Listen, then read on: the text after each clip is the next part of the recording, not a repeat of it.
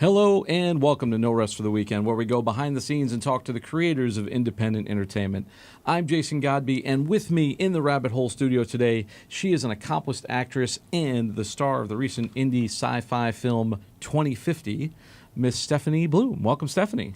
Thank you. Thanks for having me. Thanks for coming. We appreciate you. I always appreciate people for making the schlep to Brooklyn whenever they can. It's a lot easier than me having to go to them when they come to the studio. So I want to delve right into it because we got a lot to talk about, and Yes. We don't have a lot of time. So, and in fact, one of the things I want to talk about is your hustle and how you're able to do all this stuff, and you're hustling to an audition right after this, right? Yeah. All right, cool. So my fingers crossed that you'll actually book it. Thank you. So let's talk, before we get into that stuff, let's talk about you. How did you get started? What was the thing that kind of got you into acting, and what was your origin story, so to speak? I think I'm one of those actors or those people that, just wanted to do it since a very young age.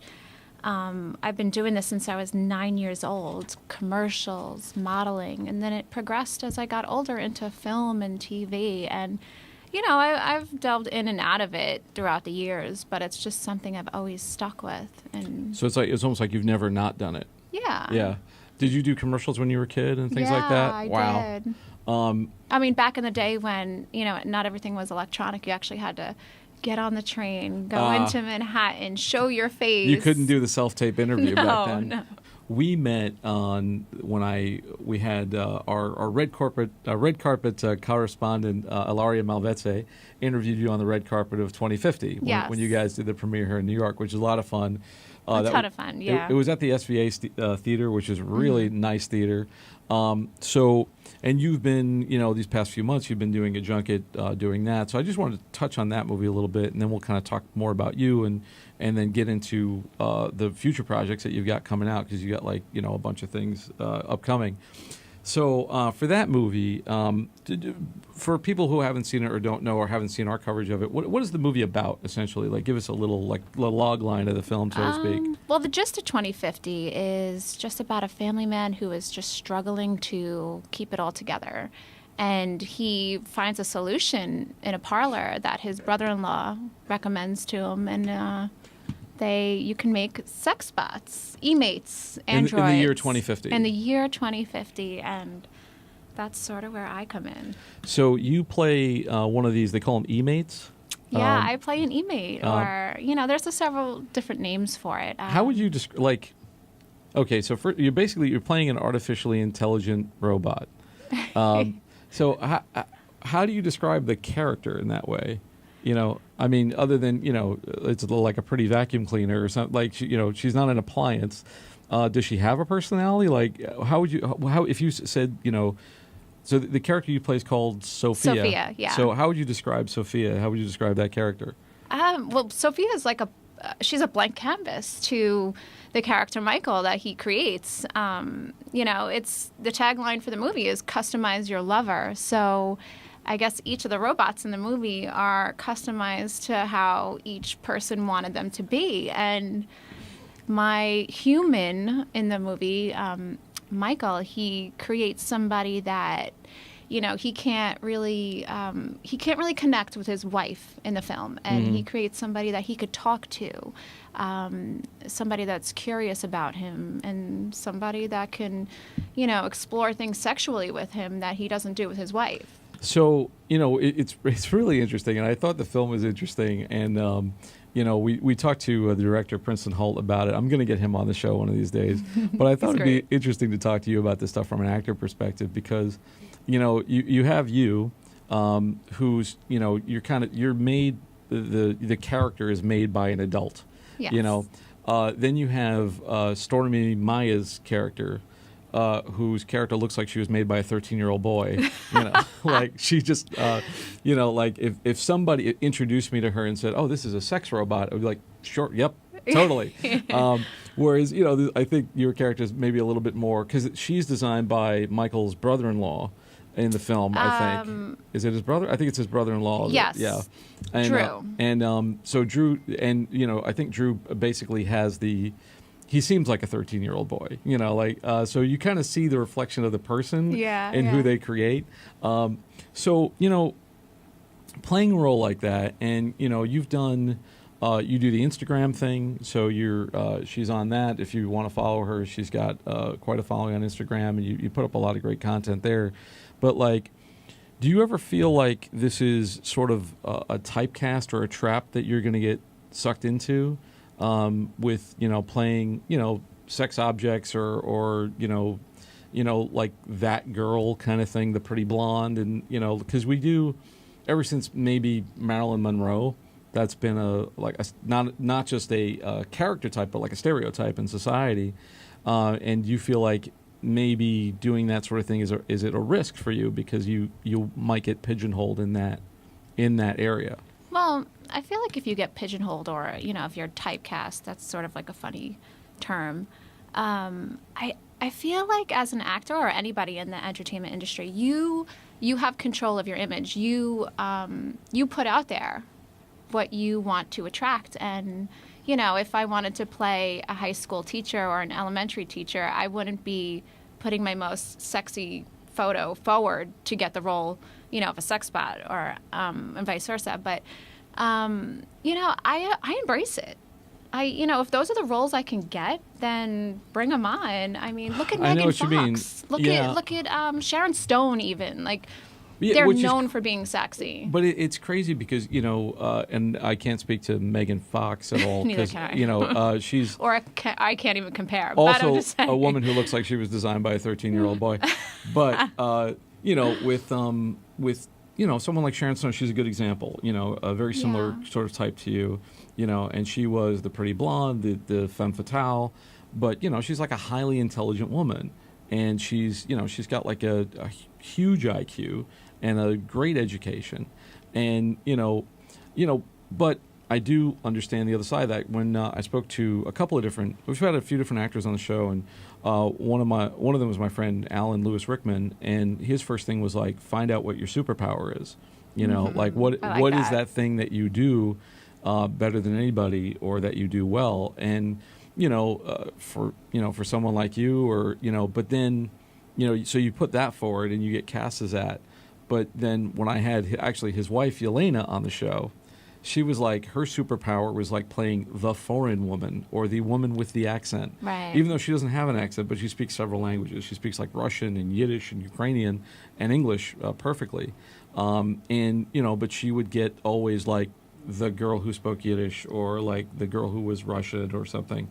And she's like, I'd like to find some other things that I could do, because I don't just want to. It's great with my agent to get first pick of the immigrant role, right? But I don't just want to be the immigrant, And for someone like you, obviously, you've been doing this for a while. This is your whole life, and you probably don't know how to do much else at this point. You're like me.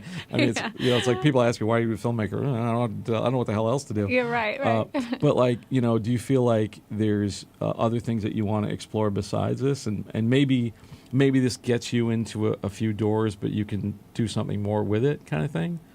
Is that part of the evil plan? I mean, I don't think I'm anywhere near done with where I want to be in the acting world. But, I think at some point everybody wants to explore in that field. I mean, I'd like to go behind the camera at one point, but like I said, I'm not ready to do that anywhere near that yet. Yeah, and it's, acting and being in front of the camera, it's a good start. I think we all kind of start out as actors in one way or another, and then we kind of find our way. Your niche, yeah. In what you do.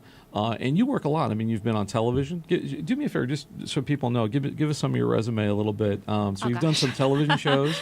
Yeah, I do a lot of Discovery ID shows because, a lot of them film in New York. Right. So, it's always fun getting killed on screen or having some sexy love affair, Those shows are awesome. But, I've also done a lot of pilots. Like, I feel like a lot of shows start up here, and it's just a great way to, get your experience. And so as far as, like, the hustle goes, So, because you've got several television projects that are, coming out or trying to find a place and things like that. So you're doing different pilots, and there's so much TV right now. Like, there's an incredible amount of shows that I can never possibly. Every other day, somebody says, "Have you seen?" And I'm like, "No, I've got the shows that I watch, but there's so many out there, which is great, and I'm glad stuff is being done here in New York." Mainly because I don't want to have to move to California. Me too. But at some point, you all got to go out there. You have to, even if you're a New York filmmaker, kids, at some point you will have to go out to LA and pitch. I or feel something. like in this business, you're automatically bi-coastal. Right.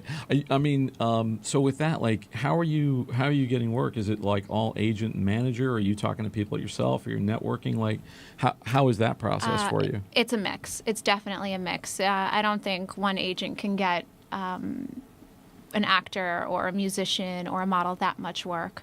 There are acting sites that, agents use. They have better access to the bigger jobs, but anybody that's aspiring to be in this field can submit themselves and, Do you still do that, or do you find something, say you're, thumbing through backstage, or you're on Actors Access or something like that looking, and do you say, oh, so-and-so is casting, do you call the manager, call the agent and say, can you submit me for this, or do you just submit yourself?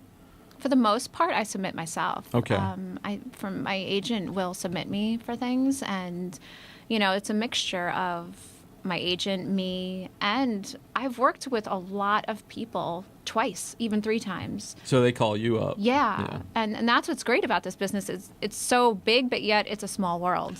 Do you find for you that, obviously it's relationship based, and people, Absolutely. like, oh, I worked with Stefanie on this, I liked her, so, we're going to do this together. But like, do you find that you get more work through the people that you know, or more work, or about 50-50 from representation versus on your own? I think it's 50-50. And it also depends. I feel like I got a lot of TV through my agent. I might do more film, and definitely commercial and modeling work is through an agent.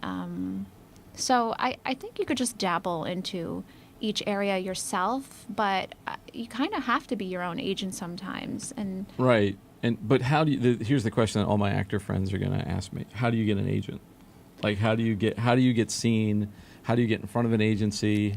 If you want, give some advice right here. If you can, I don't know how did someone just discover you, or like, how did that work for you? You know what? It's hard to get an agent in New York. It is. I think it's a mixture of selling yourself, putting yourself out there, submitting yourself. The good old taking your headshot and resume and sending it to an agent works. I've gotten commercial agency from that, and a lot of it is word of mouth. Other actors, like I just recommended an actor from 2050 to my agent just because he's great. He's got a great radio voice, and I just think he did really well in the film. So, if you could help another actor out, that's the number one way is referral. That's not a lot of actors say that, because a lot of actors see it as a big competition, and in a way, like, for instance, when you walk into a room, how many pretty blondes are in that, for that casting? How many? It's overwhelming. And especially now that things are electronic. After doing this for so many years, I could sit here and pick out in New York. I know who my competition is. I know if I'm not getting the job, I know who is. I do. And after so many years, you become familiar with everybody. And yeah, that's what I was, when I started acting, this was 20-something years ago when I first came to New York, I would look around a room and everybody was like 5'10" or taller, and, the tall, dark, handsome types. And I was like, well, I'm not any of that. So, if they want somebody who looks like me, I'm the only one here. Right. But for the girl next door, I remember hearing actresses talk about it where they were in a room and they'd be like, why is the girl next door never a brunette? Right. Why? There's still that stereotype. Yeah, and like, why is the bad girl always blonde? And like, there are these things that, these sort of like things that have been sort of, I guess, etched into our psyches from movies where, we start to cast people that way in our heads. And it's only when somebody proves you wrong you know, that, oh, you know what, that person, you know, like the mom can look like the sexy blonde and the girl next door Right. doesn't have to be this, or, but you get, you know, I mean, talk about typecasting, you know, like there's all the, especially for commercials, Yes. because commercials are so like quick. So, and now they're even faster. They're like 15 seconds now because there's like a pre-roll of a YouTube video or something. Yeah. And, you know, next thing you know, you're like, what? I was only in there for 10 seconds, you know? Or like, you know, and you're like, how much character can you convey in 5 seconds? Exactly, You know? exactly. It's all, that's why it all comes down to, a lot of it comes down to look, you know? And, you know, like, if there's a great documentary, I don't know if you've seen it, about when they recast, when they did a revival of Chorus Line. It's called Every Little Step. Have you seen this? No. It's so funny. Like if you're a theater kid like I was, it's basically the story of the casting of the Broadway show A Chorus Line, but you know, in the 2000s. Right. So, you know, what's amazing about it is, you know, like as a theater guy who used to do this all the time, I'd be like, I've been in that rehearsal room. I know where that is. Yeah. And it's these kids, you know, and you know, the first time it's like this, you know, people line around the block, you know, cattle call, and it's like just looking for technique and type, you know, and Yeah. literally looking at people and going, thank you, you know, like that's what happens. And, you know, I think the good part about maybe film is that you don't get that as much. Like you're not, No. you know, especially if you have an agent or if you're either submitting your headshot or submitting a tape to somebody. It's not that kind of cattle call mentality anymore. But No, not for film or TV, but for commercials and modeling, definitely. I mean, there's castings I've been to where I've sat there for 4 hours, and I'm like, we couldn't do this electronically first. Well, Like- with modeling too, it's like, look, if I've seen your pictures, I know what you look like, you know. But you know, and it's also like if you want to meet somebody, fine, you know, like. You know, because like you could be a beautiful sociopath too, like, and then I might hate working with you. But you know, for the most part, like I know my nephew, he's 19, wants to be an actor and come to New York. He lives in Delaware now, and he okay. wants he's been That's up not here. far. He's been up here a couple of times. He stayed on my couch, you know, and he's doing casting calls, and he's done a couple of student films and stuff. And there's always Philly. Yeah, and yeah, they do stuff in Philly as well. But like he came up here and went to an audition recently, and I'm like, dude, there's no reason these people have to see you. Like, there's no reason that you couldn't have done a self tape and just come in for the callback. Right. You know, Yeah. like Mm-hmm. so you can kind of test the producers to see how good they are by the way they manage the audition process. You know, Absolutely. and then you know, like the whole Instagram thing has a lot to do with that too. Now you have a big following on Instagram, Yes. which you know I think like be gorgeous is probably the first part of that. Like that probably helps a lot. I am not gorgeous, so for my Instagram, I have to take pictures of gorgeous people, which helps. But you know, there's a whole culture of that too. I was telling you earlier, like I was on a commercial and. You know, the difference between the girl who is in the background and the one who's actually the star of the commercial is an Instagram following. Yes.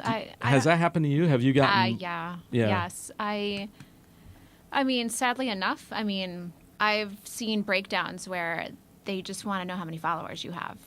And it has nothing to do with talent. It has nothing to do with who reps you or what you've done. It's how many followers do you have, and So that's the sad truth. all that time in acting school, all that time, you know, studying Strasberg or you know Meisner method or whatever you did.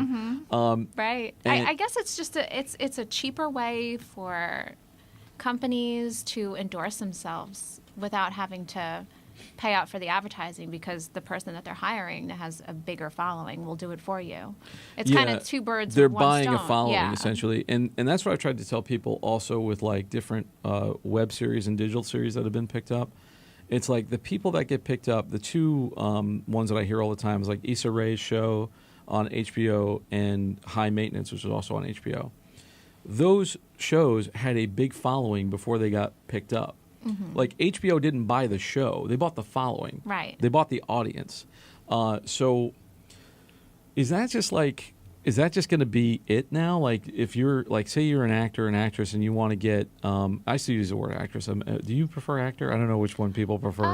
It doesn't these bother days. me either way. But like, So if you are that, is part of your goal now, like you have to build an Instagram following before, you can get hired? I sure hope not. I really hope not. Because I know so many actors that just want nothing to do with social media that are absolutely amazing. And they've been in so many recognizable things that social media is just not for everyone.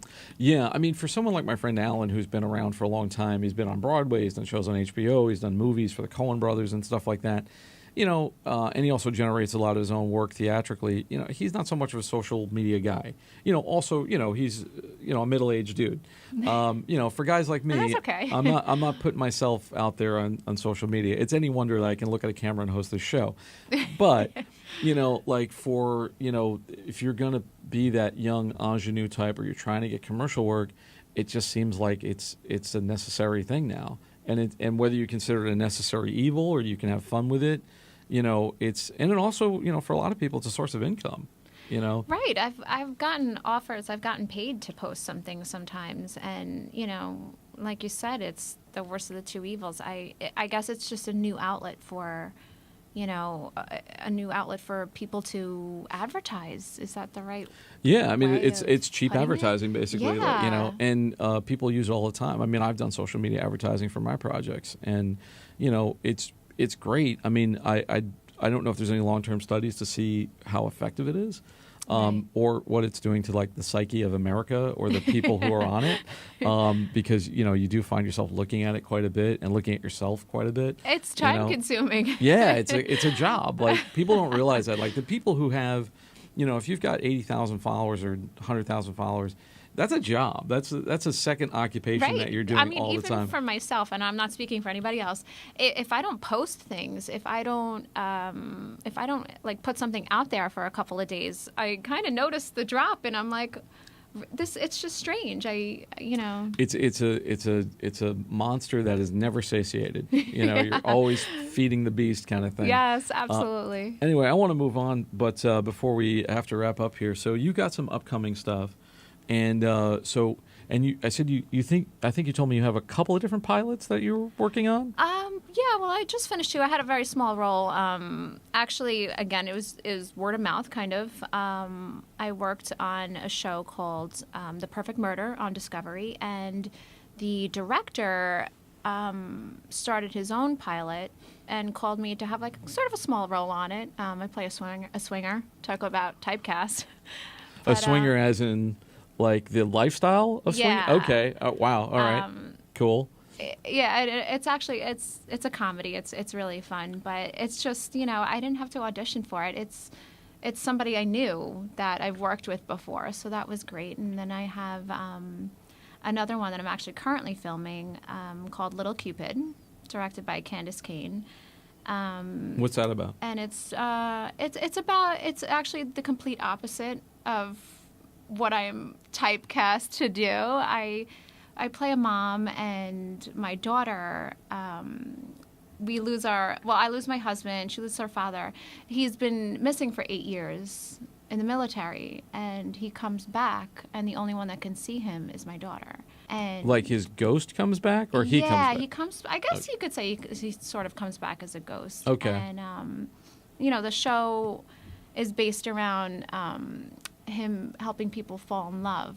That's why it's called Little Cupid, and he uses my daughter to help him gain his wings. And oh, interesting. I know, he helps your daughter fall in love with somebody? My daughter helps him like set people up to fall in Oh, love. okay. I got it. So she's sort of like the catalyst who's helping him. Yeah, and the entire time I'm thinking. And this is a serial. This is a television show.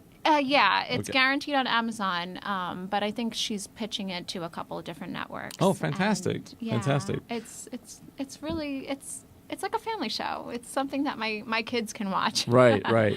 So you're a mom yourself. I am. Of three. So no problem there. Like it's just I have all acting, this free time, acting, modeling.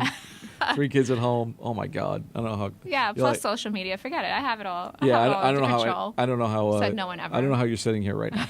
But anyway, we're going to wrap up. But thank you so much for being here. I really appreciate it. For people who want to find out more about you or find you on the web, where can they find you? So I'm on Twitter. I'm on Instagram and Facebook, and I do have my website. That's That's about all I can handle right now. And it's just, what is it, at Stefanie Bloom? Yeah, very simple. Stefanie Bloom. And also on Instagram and Twitter at Stefanie Bloom. And Twitter, I'm Bloom Stefanie. Okay. And what's your website? StefanieBloom.com. StefanieBloom.com. Doesn't get any Awesome. more simple than that. Yeah, cool. I mean, it's like that's another thing that almost every artist should have is like their name.com if they can find it. Yeah. But anyway, it's great to have you here and talk about this stuff. Thank you for having me. We'll have to do it again. And, when you have stuff come out, update me. Absolutely. Because we're doing this new news show where we're doing a Friday edition of the show. I think we're going to wind up doing it every other Friday, or it's just an audio show. And we're going to report on news that's happening in the indie film world. So I'm having any guest who's ever been on the show send me press releases. I'm going to be in this, nice. or and say, hey, if you like this guest, or she's an upcoming guest or whatever, check her out in this thing. So just have your publicist send me some stuff. Anyway, I'm going to wrap up. Thanks so much for coming, and thank you all out there for taking this trip down the rabbit hole once again. For more episodes and more of No Rest for the Weekend, you can always find us on our website, norestfortheweekendpodcast.com. You can also subscribe on all the channels and all the podcast channels. Anchor, iTunes, Stitcher, Google Play, Spotify, etc., etc. And like I said, we've also added that news show. So if you want to hear the indie film news show, that you have to subscribe to on an audio channel, one of the podcast channels.